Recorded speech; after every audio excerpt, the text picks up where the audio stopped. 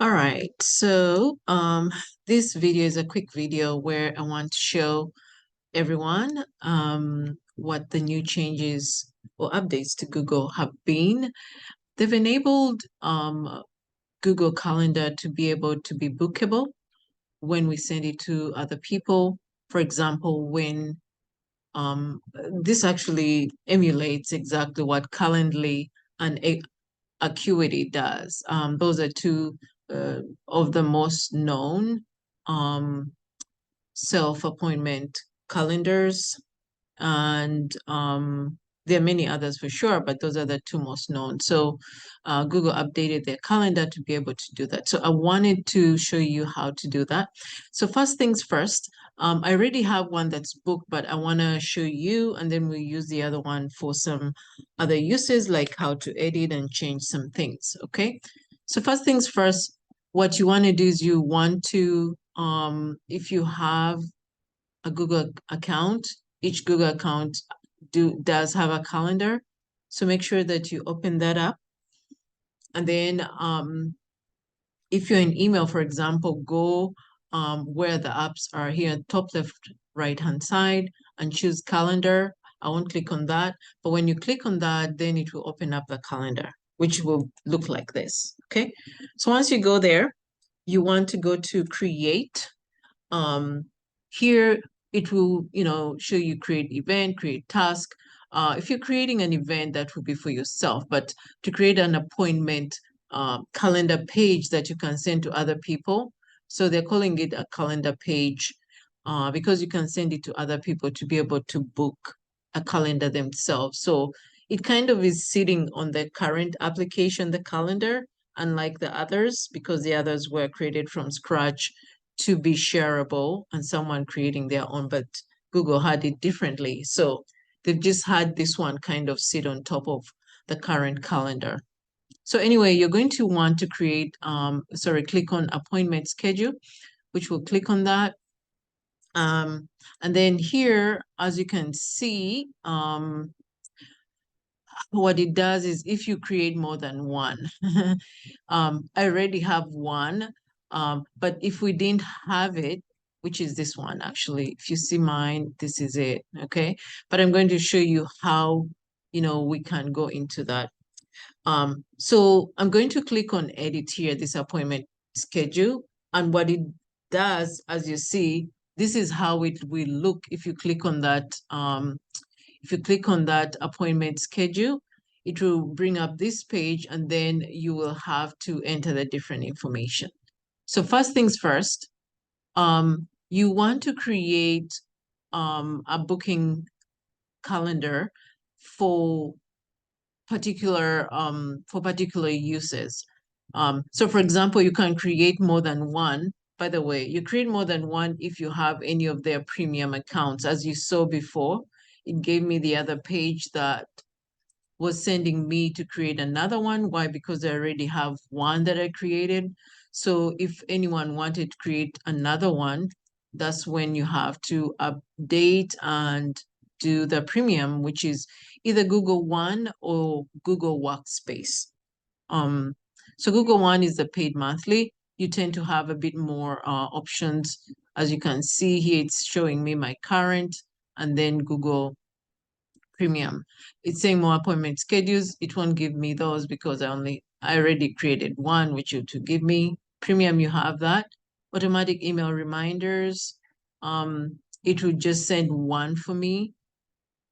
But for premium, it will send you those. It will give you the option actually where you can create several reminders, either a day before, 1 hour, 2 hours, or something like that. But for this one, it doesn't give that. All it will do is that once the appointment is created, it's going to go and send them over to the other person, to me. In this case, I'll have given someone a link, ask them to create, find a time that works for them, and then they send it to me. And so once they make that appointment, I'll get an email that says this person has made an appointment, but we will not have email reminders. This is actually kind of similar to Calendly or Acuity if you have any of those.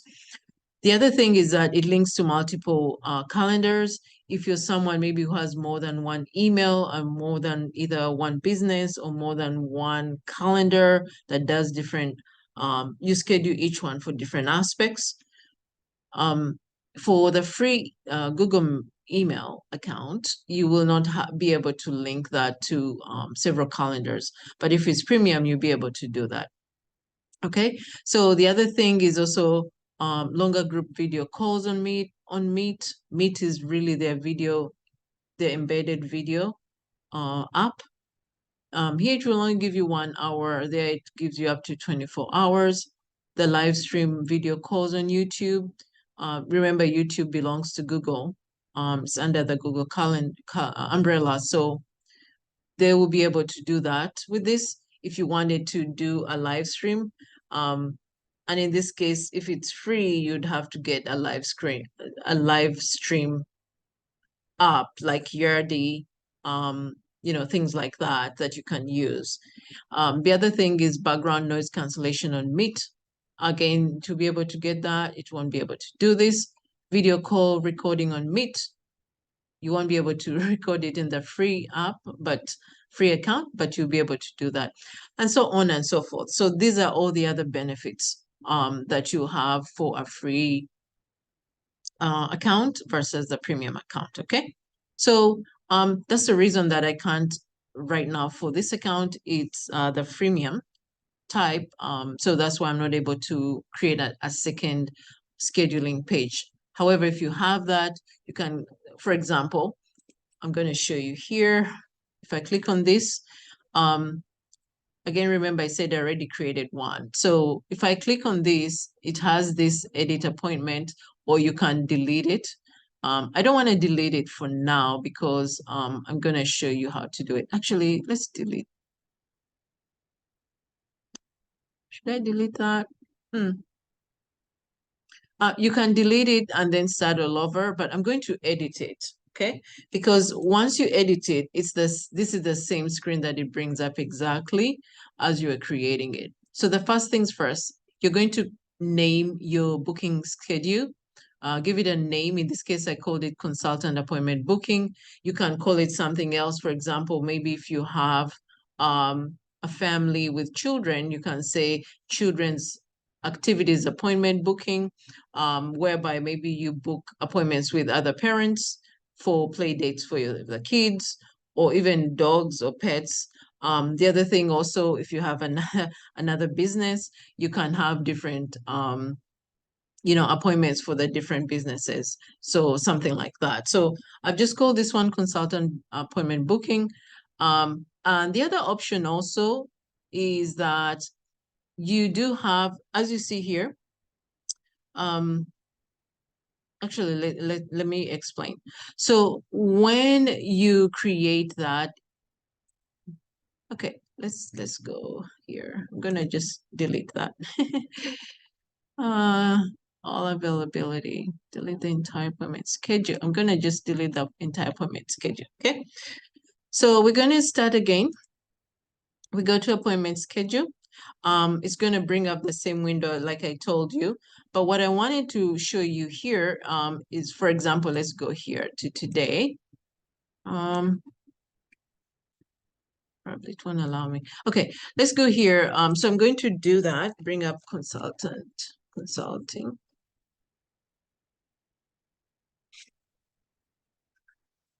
Appointment booking. So my appointment duration is 1 hour. You have to make a decision whether it will be 1 hour, but the least amount of minutes has to be 15 minutes. In my case, I want for it to be 30 minutes instead of instead of 1 hour. So you can change it according to what you want. And you can also customize each day as you want, but we'll visit that later. So I'm going to do 30 minutes. So once I do 30 minutes, you see that it has changed, because before, for example, it was 1 hour. You see that durations are longer here. And 30 minutes would be that. So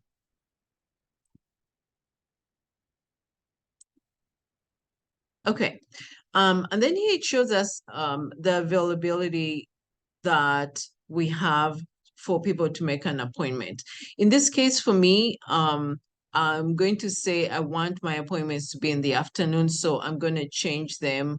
Let's say it will be on particular days. I'm going to change Monday to start my appointment booking for anyone that wants to book to start from 1 p.m. to 5 p.m. So as you see, it frees up this time. I'm going to say same thing for Wednesday. Actually, let's make them different. Wednesday, I'll say probably from around 12 is when I would like that. And Tuesday, I'll say 1 p.m. Sorry, Tuesday, I'll say 2 p.m. What I want to show here is that you can choose any time, but usually, like for me, for example, I tend to want to make appointments to meet either with clients or anyone after 1 p.m. So you can make them uniform or you can customize them to different days, okay? So the other thing, as you see, it comes showing that Sunday is not available, and so it's Saturday.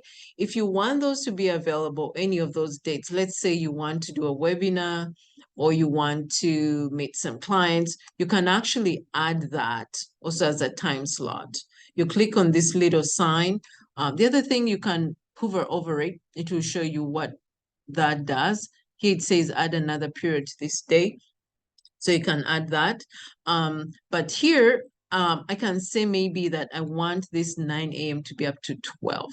That I'm only going to do that maybe the first part of Sunday, the first part of the day, Sunday, to 12, okay? Maybe that is a day you want to do some work, catch up, prepare for the week ahead and things like that for yourself. And if that you get a new one, you can also book that time. So that if that works for you, that can be, or you can leave it as it is and you don't have those times. So if you see here, this is Sunday, it added that time frame, okay? So anyway, and then we click next here. Once we click next, it's going to show us the booking page, the photo, the name.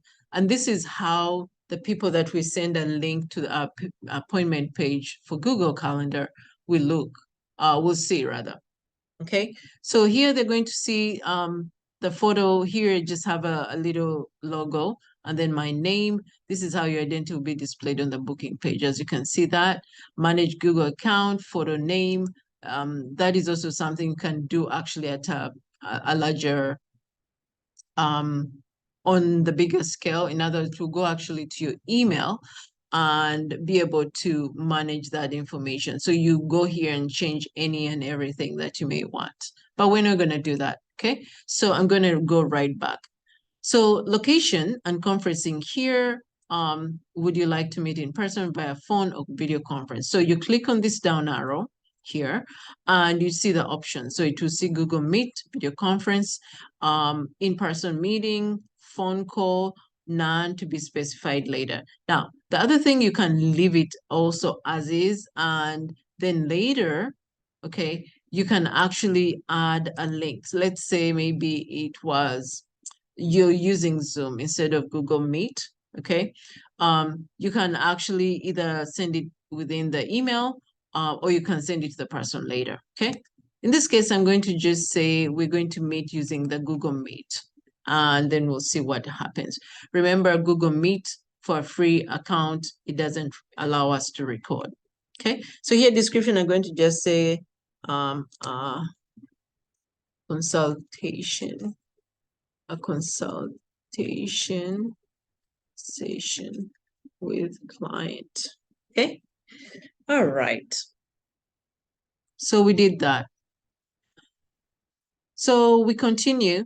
And then for the booking form, now this is the one that the person who wants to meet with you, you send either the link, or if you have the link for them to book in Google anywhere, let's say on your social platform somewhere or on your website, when they click on that, what I'm trying to say, either you could have sent them a link or they could have gotten your link already on an online platform, say social media platform or your website, what happens is that this is the form they're going to fill out. In other words, the information that you will collect.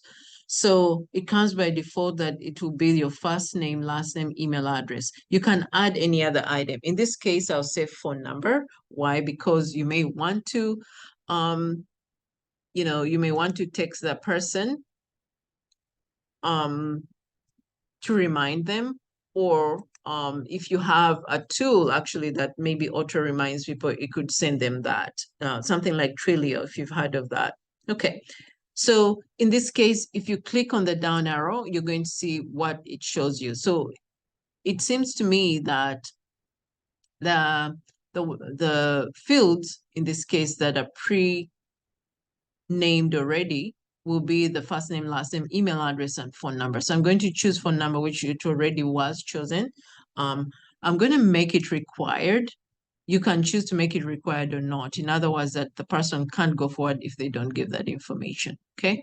I'll make it required only because you want either sometimes there are issues with video or Zoom that you can call the person directly if there's any problems, or even to send them a reminder, okay? So we'll add that.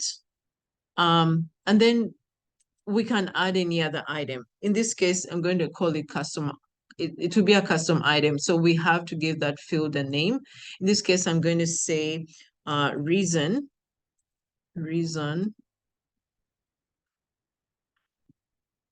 for you can say reason, or you can say please. Remember, this is a field. It's going to be like that. So you don't have to say like you're talking to someone, just say reason for the meeting, okay? And then make it required. Why? Because you want to know what the meeting is for. They'll let you know. I can also add another reason where I say documentation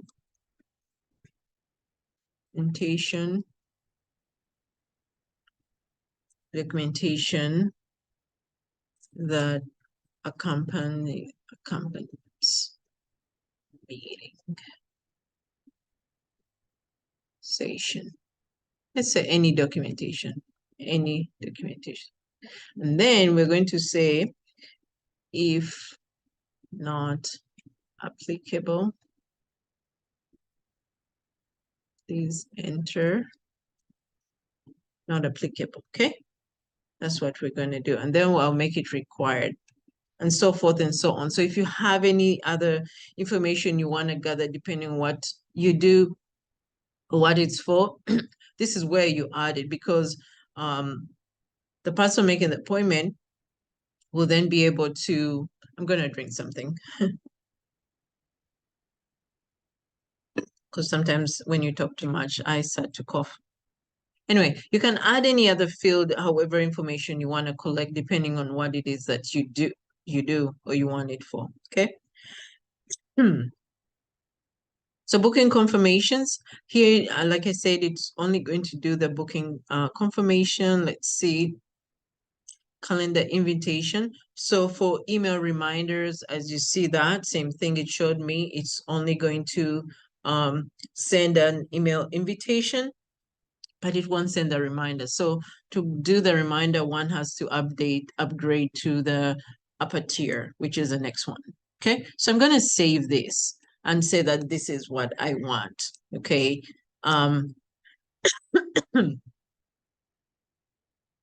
So it says to open the booking page, which I'm going to do. Okay. So here is how it looks for the other person who is going to book, or if you send them, your link, okay? And in order to send that link, this is where you're going to click top right corner. Excuse me.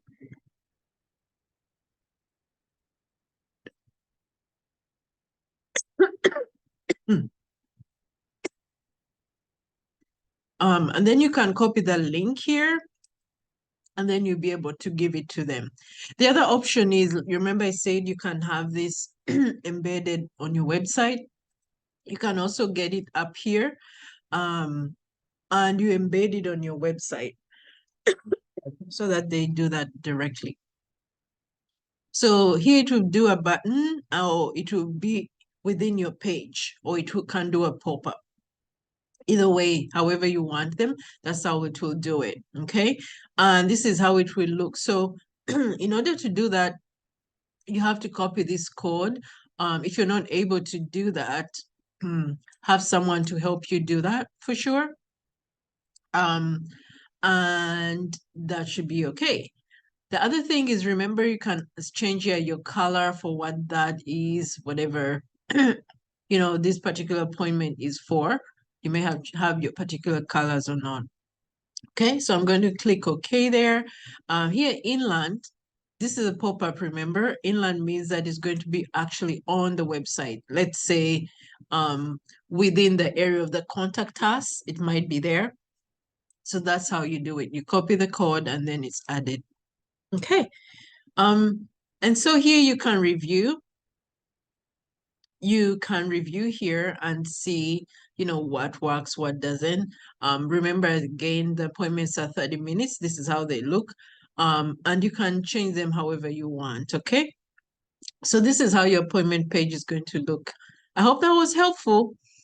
If you have any questions, feel free to certainly send me an email, or in the comments, feel free to leave a comment there, and I'll be able to answer your call. Sorry, your question. All right. Thank you so much. Bye-bye.